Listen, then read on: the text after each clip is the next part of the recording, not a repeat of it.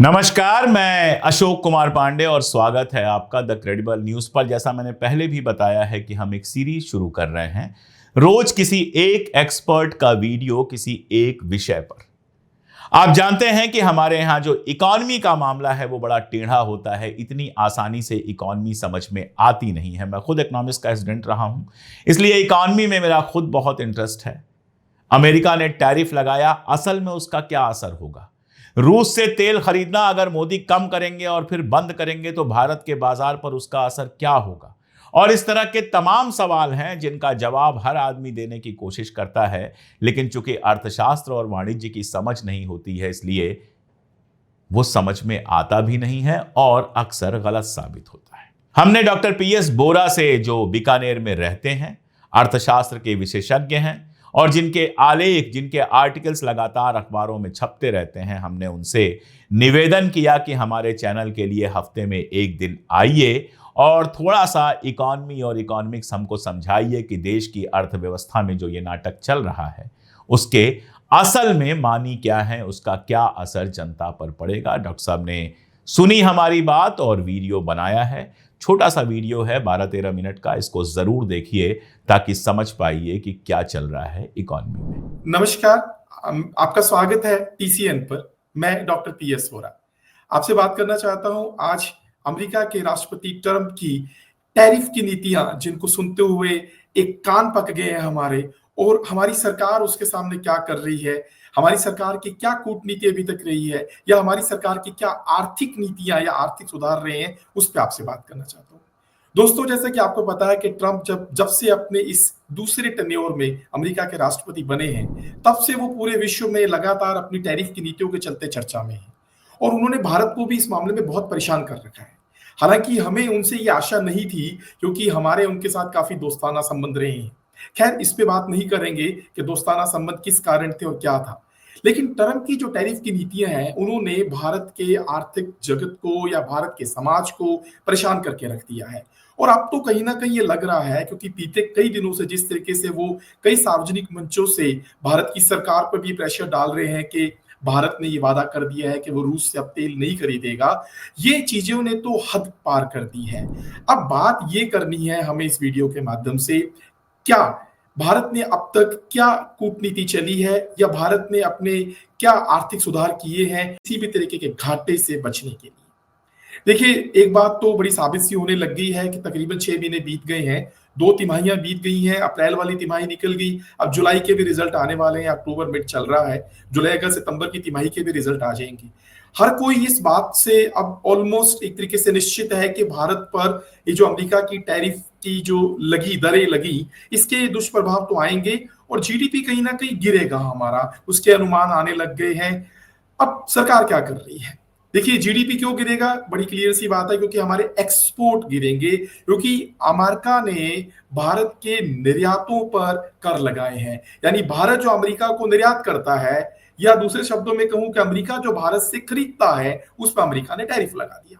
तो यकीनन उसके टैरिफ के कारण अब भारत के जो प्रोडक्ट हैं वो महंगे हो गए, उनकी जो मांग है वो वहां पे कम होने लग गई, और उससे भारत की उन कंपनियों को, उन क्षेत्रों को, जो हमें सब पता है किन किन क्षेत्रों पे वो कर लगे हैं, वहां पे मुनाफे में कमी आएगी।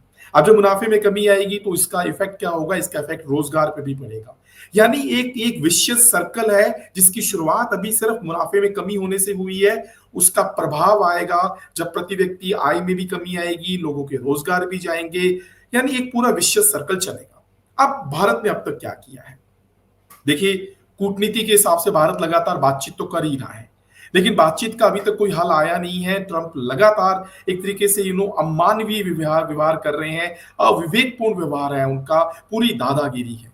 भारत ने घरेलू मोर्चे पर एक कूटनीति चली, और वो कूटनीति क्या चली कि भारत ने ठीक दिवाली से पहले भारत ने जीएसटी, जो हमारा भारत का एक कर है जिसके माध्यम से हमारी सरकारों को रेवेन्यू क्रिएट होता है, उसमें इमीडिएटली बहुत ज्यादा लेवल पे जाके कमी कर दी। ये जीएसटी वही है जिसे हमारी वर्तमान मोदी सरकार 2017 में लेके आई थी, और जिसका क्रेडिट लेती थी वन नेशन वन टैक्स कि एकाएक 2025 में आपने सुधार कर दिया और 4 टैक्स की रेट्स के स्लैब्स को कम करके आपने 2 टैक्स रेट्स कर दी। और कहीं ना कहीं आपने शायद ये बताने की कोशिश की जिस दिन हमने जीएसटी रेट्स कट की कि इसके माध्यम से अब पदार्थ सस्ते हो जाएंगे, उत्पाद सस्ते हो जाएंगे, सर्विसेज सस्ती हो जाएंगी। कहना को तो आपने ये कहा कि सस्ते हो जाएंगे, तो शायद आपने अंदर खाते इस बात को स्वीकार भी किया कि पहले जीएसटी की रेटें ज्यादा थी, इस कारण वो पदार्थ महंगे थे। यानी 2017 से वो चीजें महंगी थी। ये डिस्कशंस तो हो चुके हैं बीते दिनों में जीएसटी की रेट्स पे। लेकिन अब उन जीएसटी की रेट को सस्ता करके क्या मिला है भारत को, ये बात अभी एक बार करते हैं हम। देखिए, दिवाली अभी निकली है और दिवाली तकरीबन 20 दिन तक हमारे समाज में रही है। नवरात्रों से शुरू हुई, धनतेरस तक आई, बीच में दशहरा निकला और फिर दीपोत्सव निकला, दिवाली का पर्व निकला। दिवाली हमारे देश में एक ऐसे त्योहार के रूप में मानी जाती है जहां पर खरीदारी जो है वो एक तरीके से कल्चर बन गया है, एक फैशन बन गया है, यानी मान लीजिए कि वो आपकी सिस्टम का एक मेन सोर्स बन गया है। एक रिपोर्ट आई है, उसके आंकड़ों के मुताबिक इस दिवाली पर यानी 2025 की दिवाली पर जीएसटी रेट के कट्स होने के बाद तकरीबन 6 ट्रिलियन रुपए की खरीदारी भारतीय समाज में हुई है। यानी हम भारतीयों ने पिछले दिनों में, पिछले 20-25 दिनों में 6 ट्रिलियन रुपया जो है वो घरेलू बाजार में विभिन्न प्रकार की कंपनियों के प्रोडक्ट्स पर और विभिन्न प्रकार की कंपनियों के सर्विसेज पे लगाया है। रिपोर्ट तो ये भी कहती है कि तकरीबन 65,000 करोड़ रुपए की सर्विसेज में पैसा लगा है और बाकी पैसा जो है 5.5 ट्रिलियन के बराबर रुपया जो है वो पैसा गया है विभिन्न प्रकार के प्रोडक्ट्स पे। और रिपोर्ट ये भी कहती है कि 2024 की जो दिवाली थी, उस दिवाली और इस दिवाली में जो कंजम्पशन है घरेलू बाजार में वो 40% बढ़ गया। अब देखिए, सरकार ने तो जब जीएसटी रेट कट किया था तो ये कहा था कि चीजें सस्ती होंगी, लेकिन सरकार की इंटेंशन या सरकार की थॉट पहले दिन से ये थी कि हमें घरेलू बाजार में एक सकारात्मक माहौल बना के रखना है। अब उन्होंने सकारात्मक माहौल कैसे बनाया? उन्होंने जो कंपनियों की मांग है, उत्पादों की जो मांग है वो घरेलू बाजार में बना के रख दी। लेकिन मुझे ये समझना है, क्या ये घरेलू बाजार में बनी हुई ये मांग या बढ़ी हुई ये मांग अमेरिका की टैरिफ की नीतियों के अगेंस्ट क्या एक सही चाल है? क्या इसको आप एक दूरगामी तरीके से सोचते हैं? क्या इसको आप आर्थिक सुधारों में रख सकते हैं? क्या आपको ऐसा नहीं महसूस होता कि ये सतही स्तर के सुधार हैं? ये मात्र एक ग्राउंड लेवल पे एक बारी किया गया है। क्या इससे ये समझ में नहीं आता कि कंपनी के मुनाफों में बढ़ोतरी करने के लिए कंपनियों को डिप्रेशन ना फील हो, उनके इसमें कमियां ना आए, हमने जीएसटी रेट्स कट कर दी? क्या सरकार ने इसके कोई दूसरे एस्पेक्ट सोचे कि हम आम आदमी को बचत में कैसा फायदा दें? वो चीजें नहीं सोच पाई। लेकिन हाँ, सरकार ने ट्रंप की टैरिफ नीति के अगेंस्ट घरेलू मोर्चे पर जीएसटी की रेट से जो खरीदारी बढ़ी उसको एक पक्ष के रूप में जरूर सामने रख दिया। लेकिन क्या भारतीय अर्थव्यवस्था आज की दशा में घरेलू बाजार की मांग से वैश्वीकरण के इस दौर में ट्रंप की टैरिफ की नीतियों के चलते क्या उसका मुकाबला कर सकता है? हाँ, एक तरफ आप ये कह रहे हो कि स्वदेशीकरण की मांग इससे बढ़ेगी। तो जब स्वदेशीकरण की मांग की भी आप इस दौरान बात करते हो जीएसटी के बीच में, तो हमें वो भी याद है कि एक विदेशी कंपनी का मोबाइल फोन जब नया वर्जन आता है तो कैसे उसकी खरीदारी हमारे मुल्क में होती है पहले दिन। हमने वो डेटा और वो आंकड़े भी हमने देखे हैं, वो ट्रेंड भी हमने देखे हैं। तो स्वदेशीकरण भी अभी घरेलू बाजार में सिर्फ स्वदेशी प्रोडक्ट्स ही बिके हैं, ये बात हमें अपने दिमाग से निकाल देनी चाहिए। आप ऑटो सेक्टर, इलेक्ट्रॉनिक्स देख लीजिए, इन सब सेगमेंट में विदेशी प्रोडक्ट्स भरे पड़े हुए हैं। और दूसरी बात, एक चीज और है कि स्वदेशीकरण की मांग अगर इससे बढ़ती है तो अच्छी बात है, वो भारत को घरेलू मोर्चे पे आत्मनिर्भर बनाएगी, लेकिन उसमें अभी समय लगेगा। अब एक दूसरी बात और करते हैं। देखिए, भारत का और अमेरिका का जो इंटरनेशनल ट्रेड है उसमें भारत है ना फेवरेबल है, भारत मुनाफे में रहता है, यानी अमेरिका को घाटा होता है। अमेरिका को तकरीबन इन दिनों या पिछले साल की भी बात करें तो तकरीबन $45 बिलियन के आसपास का ट्रेड डेफिशिएट है, यानी इंडिया मुनाफे में रहता है। अब अमेरिका कह तो ये रहा है कि उसको चूंकि घाटा होता है और इसलिए उसने करों की दर लगा दी। लेकिन एक और मुद्दा भी इन दिनों बहुत चर्चा में है और वो ये है कि अमेरिका भारत को ये कह रहा है कि आप रूस से तेल नहीं खरीदेंगे। अब मैं इस बारे में भी आपको बताना चाहता हूं कि ये चर्चा का एक दूसरा पक्ष भी है जो हमारे समाज में नहीं आ रहा है विमर्श में।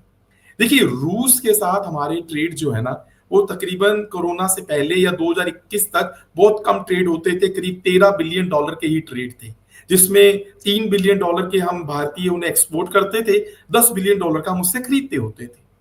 लेकिन जैसे वो रूस और यूक्रेन का युद्ध शुरू हुआ और अमेरिका ने रूस पे बैन लगा दिए और यूरोपियन कंट्रीज ने बैन लगा दिए, तो रूस को एक्चुअली उसको अपना कच्चा तेल सस्ता करना पड़ा और उसने कच्चा तेल सस्ता करने के लिए इंडिया को अपनी तरफ अट्रैक्ट किया।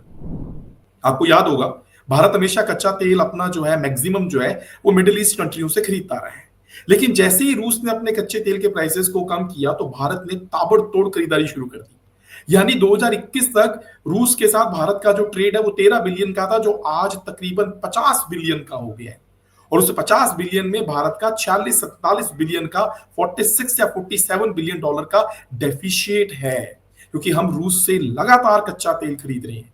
आंकड़े तो ये भी कहते हैं कि आज की डेट में वर्ल्ड में चीन के बाद भारत रूस से कच्चा तेल खरीदने वाला सबसे बड़ा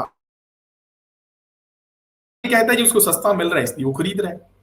अब प्रश्न ये भी है कि भारत ने अगर पिछले 3 सालों में कच्चा तेल सस्ता खरीदा तो क्या भारत ने घरेलू बाजार में सस्ता तेल बेचा?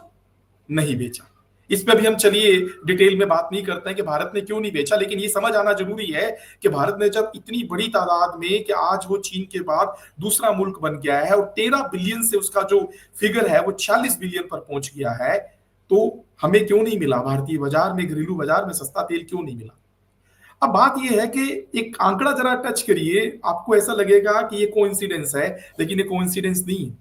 अमेरिका भारत के साथ घाटे में है तकरीबन $40 बिलियन प्लस में, और भारत रूस से तेल खरीद रहा है करीब $45 बिलियन के आसपास का। तो अमेरिका कहीं ना कहीं अपना हस्तक्षेप करना चाहता है। उसको ये लगता है कि ये भारत जब रूस से इतना खरीद रहा है और मैं इसके साथ घाटे में हूं, तो उसने उस पर टैरिफ लगा दिया और कह ये रहा है कि जी मैं रूस को कंट्रोल करना चाहता हूं। लेकिन मुझे ऐसा लगता है कि रूस को कंट्रोल तो अमेरिका क्या करेगा, कहीं ना कहीं वो भारत पर एक दबाव बना रहा है कि तुम मुझे चीजें बेच के जब मेरे से 46 बिलियन कमाते हो, तो जब तुम रूस से इतना तेल खरीदते हो, उससे तेल खरीदने के बजाय मुझसे तेल खरीदिए। अब बात यह है कि अमेरिका भारत को उस रेट पे तेल नहीं बेच पाएगा जिसपे रूस बेच रहा है, तो अब भारत को तो घाटा होने वाला है। लेकिन एक पक्ष और है जो हमें शायद सोचना चाहिए। भारत की कई निजी कंपनियां भी हैं जो रूस से कच्चा तेल खरीद रही हैं। अगर आप प्रतिशत पे जाएं तो रूस से जितना भी आज की डेट पे इंपोर्ट किया जा रहा है, तकरीबन उस इंपोर्ट का 30% के आसपास कुछ नामी गिरामी निजी कंपनियां भी कच्चे तेल खरीद रही हैं।